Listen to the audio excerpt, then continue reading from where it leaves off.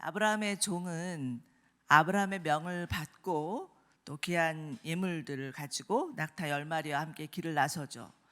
당시 낙타는 아주 진귀한 그런 동물이었기 때문에 낙타를 10마리나 가지고 있었다는 것은 아브라함이 매우 부유했다는 것을 말하는 것이고, 귀한 예물은 신부를 위한 지창금이었습니다.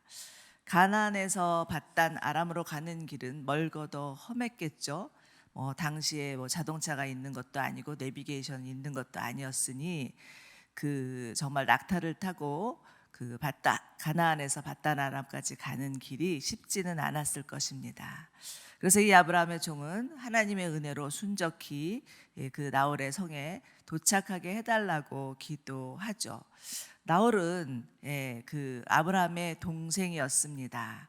그래서 정말 이 나홀의 성이라고 불리우는 이 하람 밧단 아람에 도착한 것은 정말로 하나님의 인도하심이었다고 볼 수 있습니다. 그리고 무엇보다도 아브라함 종에게 명령한 거, 내 친척에게 반드시 가서 이삭의 아내를 구하라, 이렇게 한 명령을 제대로 수행한 것이었죠. 아브라함의 종은 성박 우물가에 있는 곁에서 낙타를 쉬게 한 후에 간절히 하나님께 기도합니다. 12절부터 14절까지가 아브라함의 종의 기도인데요. 여기서 지금 아브라함의 종은 아브라함의 하나님을 부르면서 모든 일이 잘 되게 해달라고 합니다. 그리고는 14절에서는 이렇게 기도하죠. 제가 어떤 소녀에게 물동이를 내려 물을 마시게 해달라고 할 때 그녀가 드십시오, 제가 이 낙타들도 물 마실 수 있게 해드리겠습니다 라고 하면 바로 그녀가 주께서 주의 종 이삭을 위해서 정하신 사람으로 여기겠습니다, 그것으로 주께서 내 주인에게 자비를 베푸신 것으로 알겠습니다 라고 기도합니다. 여러분, 당시 우물가는 사람들의 만남의 장소였습니다. 특히 물길로는 마을의 처녀들, 여인들을 만날 수 있는 최상의 장소였죠. 그래서 이 아브라함의 종은 그 우물가에서 그 이삭의 아내를 만날 수 있기를 간절히 바랬습니다. 그렇지만 그 많은 여인 중에서 누가 이삭의 또 신부감인지는 당연히 알 수가 없는 노릇이었겠죠. 그렇기 때문에 이 모든 상황을 주님 앞에 올려드리며 이 상황 가운데서 하나님 세세히 인도해 주십시오라고 기도를 하는 것입니다. 가나안에서 밧단 아람까지 오는 길이 너무 멀고 험해서 참 피곤하기도 하고 쉬고 싶기도 했을 텐데, 지금 아브라함은 그곳에 도착하자마자 기도하는 것을 볼 수가 있습니다. 어찌 보면 잠시 휴식보다는 기도를 택한 것이죠. 기도가 더 먼저였습니다. 여기서 우리는 이 종의 모습을 통해서 무엇보다 이 종이 내 마음대로, 내 뜻대로, 내 감대로 결정하지 않겠다라는 그 의지가 보이는 것 같습니다. 행여 이제 우리 또 지금 결혼을 앞둔 자들도 있고 또 결혼을 앞둔 자녀들을 또 가지고 계신 분들도 있는데, 이렇게 기도하고 싶잖아요, 그죠? 어디를 가서 딱 내가 무슨 행동을 하면 거기에 따라서 응하는 사람이 신부감이었으면 좋겠다, 신랑감이었으면 좋겠다, 이렇게 기도를 하고 싶은데 여러분, 그렇게 기도하시면 안 됩니다. 네. 지금 아브라함의 종은 정말 그 당시 정황에서 하나님의 철저한 인도하심을 구하기 위해서, 그리고 자기 마음대로 결정하지 않겠다, 이렇게 하는 아브라함의 종의 그 의지의 표현인 거지, 어떤 상황을 놓고 그 상황에 맞춰서 어떤 미신적인 행동처럼 그렇게 기도하는 것이 아니라는 것을 꼭 알아두셔야 됩니다. 당시 상황에서 전적인 하나님의 인도하심을 구하는 기도였고, 우리도 하나님의 인도하심을 구하는 기도를 할 필요가 있다라는 것을 배울 수 있겠습니다. 무엇보다도 지금 종의 기도에서는 자비라는 단어가 2번이나 나오고 있습니다. 이것은 히브리어로는 헤세드입니다. 여러분, 헤세드 잘 아시죠? 헤세드는 은혜, 자비, 인애, 친절, 굉장히 여러 가지 많은 뜻들을 포함하고 있는데, 지금 이 종이 철저하게 하나님의 헤세드를 구하고 있습니다. 하나님 은혜를 베풀어 주십시오. 자비를 베풀어 주십시오. 친절을 베풀어 주십시오. 이렇게 하는 기도입니다. 그래서 우리는 그의 기도에서 어떤 경우든지 하나님, 우리가 우리의 어떤 경험이나 우리의 지혜나 우리의 방법들을 의지하지 아니하고 하나님의 헷세드를 구합니다라고 기도하는 것들을 배울 필요가 있습니다. 이사야서 65장 24절을 보면 이런 말씀이 있습니다. 그들이 부르기도 전에 내가 응답하겠고 그들이 말을 마치기도 전에 내가 들을 것이다 라는 말씀이 있는데, 이것은 사실은 하나님께서 하나님의 백성들을 향한 헷세드가 얼마나 큰지에 대해서 알려주는 구절이라고 할 수 있겠습니다. 자, 15절을 보십시오. 15절을 보시면 그가 기도를 마치기도 전에 라는 구절이 나옵니다. 이것은 하나님이 그에게 큰 자비를 베풀어 주셨다라는 것을 말씀하는 것입니다. 어느 여인이 물동이를 쥐고 종의 눈앞에 나타났는데 그녀는 바로 나홀의 손녀이자 부두엘의 딸인 리브가였습니다. 하나님이 예비하신 이삭의 아내였죠. 예. 그러면서 이 리브가는 놀랍게도 아브라함의 종이 기도한 대로 그에게 물을 떠서 줄 뿐만 아니라 낙타들에게도 먼저 나서서 물을 주는 모습들이 나오면서 정말 아브라함의 종이 기도한 대로 지금 리브가가 행하는 것들을 볼 수 있습니다. 여러분, 이것을 우연을 가장한 필연을 연출하시는 하나님의 연출이라고 볼 수 있습니다. 그런데 저희도 사실 돌아보면 이런 그 하나님이 우연을 가장해서 만나게 한 필연적인 만남을 경험하셨을 것입니다. 여러분의 남편, 여러분의 아내를 만났을 때 어떠했는지를 한번 생각해 보시기 바랍니다. 돌이켜보면 내가 어쩌다 그 사람을 만나게 되었지? 우연히 그 장소를 갔는데 그 사람을 만나게 돼서 나중에는 결혼까지 올인했어 하는 경우들이 아마 있으실 것입니다. 우리 지금 박은수 집사님 고개를 끄덕끄덕 하시는데, 사실은 저도 생각지도 않은 장소에서 저희 남편을 만나게 돼서 결혼까지 갔거든요. 정말 그런 장소에서 만나서 결혼하리라고는 생각도 못했는데 돌아보면 모든 것이 다 하나님의 섭리였고 계획이었습니다. 아브라함의 종과 리브가의 만남은 사실은 하나님의 뜻이요 섭리였죠. 우연인 것 같은데 사실은 우연이 아니라 필연적인 하나님의 계획 아래 있는 만남이었습니다.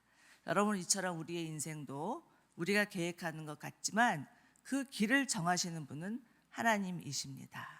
그리고 또 무엇보다 아브라함의 종의 기도가 즉각적으로 응답된 것 같지만 실은 아브라함의 오랜 기도에 대한 응답이었습니다. 이삭이 결혼한 나이가 40이었죠. 40이 될 때까지 아브라함이 꾸준히 이삭의 아내를 위하여서 기도하였기 때문에 그 응답, 하나님께서 그 응답을 주신 것입니다. 그렇기 때문에 여러분, 기도했는데 응답이 더디다고 해서 실망하지 마십시오.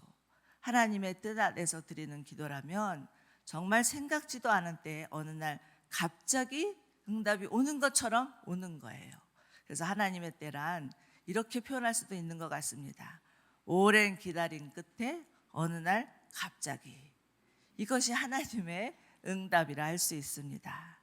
자, 그러나 이 아브라함의 종은 자신 앞에 나타난 여인이 과연 이삭의 짝인지, 자기가 그렇게 기도했음에도 불구하고 정말 이 여인이 정말 하나님께서 허락하신 이삭의 짝인지에 대해서 조용히 지켜봅니다. 21절 보십시오. 아브라함의 종은 여호와께서 정말로 이번 여행길이 잘되게 하셨는지를 알아보려고 말없이 리브가를 지켜보고 있었노라고 말씀하고 있습니다. 정말로 하나님의 인도하심이 맞는지를 확인하는 거죠. 이 아브라함의 종은 절대로 섣불리 행동하지 않습니다. 리브가를 묵묵히 주목하면서 그녀가 과연 하나님이 정하신 이삭의 신부감인지를 신중하게 따져보는데, 우리는 이 아브라함의 종의 신중함을 배울 필요가 있습니다. 오늘날의 시대를 인스턴트 시대라고 하죠. 그리고 너무 이렇게 세상이 막 속도가 빠르게 돌아가다 보니까 우리가 신앙생활 하는데도 그렇게 되는 경우들이 꽤나 있는 것 같습니다. 하나님과 기도했는데 빨리 응답해 주시기를 바라고, 무엇이든지 속성으로 이루어지기를 바라고, 좀 기다림 그리고 좀 더 신중함, 이것들이 좀 부족하지 않나라는 생각을 하게 됩니다. 그래서 저지르는 실수들도 있죠. 그래서 괜스레 시간도 낭비하고 재정도 낭비하는 그런 경우들도 있습니다. 그래서 사실은 어떤 일을 해내는 것보다 더 중요한 것은 이것이 정말 하나님으로부터 온 것인지에 대해서 분별하는 영적인 분별력이 더 중요합니다. 그런데 이 영적인 분별력이란 어디서 오느냐? 하나님과의 관계에서 옵니다. 하나님과의 관계가 친밀할 때 분별할 수 있는 것이죠. 하나님과의 관계가 친밀하지 않고 날마다 우리처럼 이렇게 새벽마다 와서 기도하고 묵상하지 않는다면 그것이 하나님으로부터 왔는지 아닌지, 심지어는 사단의 유혹인지조차도 분별할 수 없을 수도 있습니다. 그렇기 때문에 정말 우리가 구해야 될 것은 하나님, 제가 오늘도 하나님 만나기를 원합니다. 하나님과 더 친밀하기를 원합니다. 하나님과 교제하기를 원합니다. 그래서 하나님으로부터 오는 그 친밀함을 통해서 주님이 제게 말씀하시고 제가 그것을 알아듣고 그래서 영적인 분별력이 있는 사람이 되기를 소망합니다라는 기도일 것입니다. 자, 그리고 이제 오늘 본문에서 보면 리브가라는 여인이 나오는데, 이 리브가라는 여인은 오늘 본문을 통해서 알 수 있듯이 이 나그네 섬김과 한대가 몸에 밴 여인이었던 것 같습니다. 당시 고대 근동에는 나그네 대접과 한대라는 귀한 풍습이 있었습니다. 근데 그런데 이 풍습은 지금도 여전히 중동 지방에 가면 유효합니다. 지금도 중동 지방에 가면 여전히 낯선 이들을 환대하는 그런 풍습이 남아 있습니다. 그래서 중동으로 아울리치를 갔었던 분들이 이슬람 가정인데도 불구하고 낯선 자기네들을 초청해서 그 집에서 식사도 대접하고 또 자신을 또 환대하고 머물게 하기도 하고 그 집에서 자고 왔다는 소식을 들을 때 우리는 어느새 이제 그런 풍습이 사라졌잖아요. 우리도 옛날에는 있었는데, 근데 지금도 그 중동 지방에는 남아 있습니다. 그래서 이제 그런 접대를 받고 왔다는 말들을 하죠. 이처럼 리브가는 정말 또 활발하고 그리고 친절하고 섬김이 몸에 밴 여인이었던 것 같습니다. 그래서 리브가는 이 종의 부탁을 받고는 그에게 물을 줄 뿐만 아니라 자진해서 낙타에게도 물을 마시게 하는데, 여러분 낙타가 10마리라면 그 마시는 물의 양도 상당히 많았겠죠. 한 소녀가 감당하기엔 벅찼을 텐데도 그 20절을 보면 물을 깊고 또 길어서라는 표현이 나오고 있습니다. 물을 깊고 또 길어서 모든 낙타들이 충분히 마실 수 있도록 했습니다라는 말씀이 나옵니다. 그리고 나서 이 하룻밤을 머물기를 청하는 낯선 이방인에게도 한대를 베풀죠. 24절에 보시면 그녀는 자신이 나홀의 손녀인 것을 밝히고 우리 집에 집과 여물이 많고 하룻밤을 묵을 곳이 있으니 함께 가자고 그렇게 아브라함의 종의 그 요청을 선뜻 받아들입니다. 이것을 보면서 참 우리는 리브가라는 여인의 그런 어떤 기질 또 성품, 이것을 알 수가 있습니다. 여러분, 근데 그렇지만 리브가는 아브라함의 종이 무슨 뜻으로 자기에게 그렇게 이야기했는지를 도저히 당연히 몰랐겠죠. 그냥 자신이 늘 가지고 있었던 성품과 자신이 배워왔던 그런 그 풍습으로 이 아브라함의 종을 선대한 것인데, 여러분 이처럼 우리가 부지 중에 선한 일을 하고 친절한 일을 하면 그것으로 인해서 받는 축복이 있다라는 것을 기억하시기 바랍니다.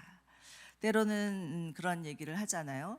어떤 가난한 그 사람이 또 정말 길거리에서 이렇게 가난한 거지가 있었는데 그 사람에게 집에 데려다가 씻기고 뭐 이렇게 환대하고 했더니 나중에 봤더니 그분이 예수님이었어요. 이런 얘기도 저희가 간증을 통해서 듣지 않습니까? 그처럼 리브가는 그런 섬김의 그 손길이 아주 후한 그런 여인이었습니다. 그런데 디모데전서 3장을 보면 이런 말씀이 있죠. 감독될 자는 언제나 신중하고 단정하며 나그네를 대접하라 라는 말씀이 있고, 또 신명기에서도 보면 너희는 나그네와 고아와 과부를 섬기라 이런 말씀이 성경에 나오고 있습니다. 여러분, 교회는 나그네에 대해서 열려있는 공동체이어야 합니다. 다시 말해서 그리스도인들이란 내 이웃을 내 몸같이 사랑하는 자들이라는 거죠. 그런데 요즘 세상을 보시기 바랍니다. 요즘 세상은 날이 갈수록 무정하고 무자비하고 자기밖에 모르는 이기적인 사람들로 가득 넘쳐나고 있습니다. 바로 옆집에 누가 사는지도 모르는 세상이 되어버린 것입니다. 제가 아는 탈북민 한 분이 그런 얘기를 하더라고요. 정말 배가 고파서 한국에 왔는데 한국에 왔더니 외로워서 죽을 것 같다고. 정말 북한에서는 옆집 동네 사람들이랑 다 이렇게 친하게 지내고 옆집에서 무슨 일이 벌어지는지 또 무슨 음식을 해 먹는지 다 알았는데 정말 이 남한에 왔더니 옆집에 사는 사람 얼굴조차 하나 모르겠다고, 그런 세상의 사회가 되어버린 게 오늘날 우리나라이지 않습니까? 그러나 이런 세상이라 할지라도 교회는 그러면 안 되고 그리스도인은 그렇게 사는 게 아니라는 말씀을 주시는 것 같습니다. 정말 우리도 부지 중에 우리가 늘 선한 일이 몸에 배어 있어서 그 일로 주변의 사람들을 환대하고 섬길 때 하나님은 우리 가운데 축복을 주시리라 믿습니다. 리브가는 사실은 그런 섬김을 통해서 믿음의 가정, 아브라함의 가정의 시집가는 축복을 누리게 된 것입니다. 그것이 리브가의 어떤 행동에 대한 하나님의 또 축복이라 말할 수 있겠습니다. 자, 이제 리브가의 반응을 본 아브라함의 종은 하나님께 머리 숙여 경배하죠. 27절입니다. 우리 같이 한번 읽어볼까요? 27절 시작. 네, 내 주인, 거기서부터요. 내 주인 아브라함의 하나님 여호와를 찬양합니다. 내 주인에게 자비와 성실함을 저버리지 않으셨습니다. 여호와께서 길에서 저를 인도해 주셔서 내 주인의 형제의 집에 이르게 했습니다. 종은 지금 자신의 그 기도에 응답한 하나님께 찬양하죠. 하나님의 자비하심, 성실하심, 신실하심, 또 하나님의 인도하심에 대해서 구체적으로 감사하고 있습니다.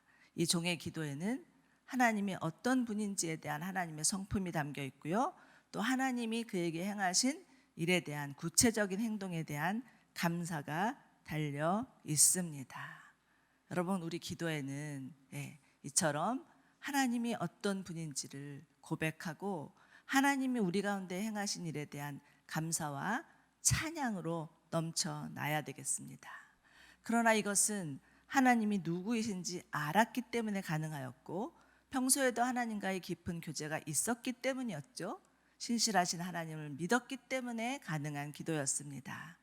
사랑하는 여러분, 아브라함의 종은 지극히 평범한 사람이었어요. 그렇지만 누구보다도 신실한 하나님의 종이었습니다. 하나님은 이런 사람을 통해서 하나님 나라를 이루어 가시는 것입니다. 성경에는 우리가 아는 수많은 그 유명한 사람들, 다윗, 모세, 여호수아, 사도 바울 이런 사람들도 있지만 사실은 그런 사람들은 소수이고요. 그런 사람들 빼고 이름도 제대로 알지 못하는 우리처럼 평범한 사람들, 그러나 하나님을 신실하게 섬기는 수많은 사람들로 인해서 하나님의 나라가 이루어지는 것이고 하나님의 뜻이 이루어지는 것이지 어떤 소수의 사람들, 특정한 사람들만 의해서가 아니라는 것을 오늘 말씀을 통해서 보여주고 있습니다. 오늘 이 새벽에 하나님, 저희도 아브라함의 종처럼 이름도 없고 빛도 없지만 평범하지만 정말 누구보다도 하나님 앞에 신실한 하나님의 종이 되게 하여 주시옵소서라고 기도할 수 있는 저희 모두 되기를 원합니다. 하나님은 반드시 정말 이 아브라함의 종과 같은 평범하고 신실한 사람들을 통해서 일하시고 또 그를 통해서 하나님의 뜻을 이루어 가시는 정말 좋으신 하나님이심을 믿으시기 바랍니다.